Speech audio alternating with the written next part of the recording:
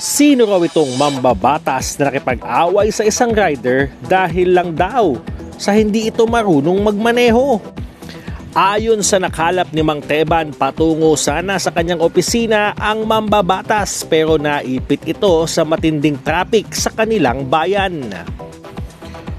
Muntik pa raw silang magkasagian ng isang motorcycle rider. Abay, imbis na ang kanyang driver ang magalit, ang mambabatas ang nagtatalak na parang tambutso ng motor sa lakas.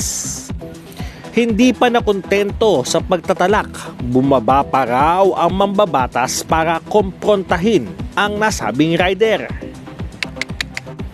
Clue: ang mambabatas na bumida sa road rage ay kilalang mahadera pero mayaman. Kayo mga ka-teletabloid, anong masasabi nyo dito? Comment down below.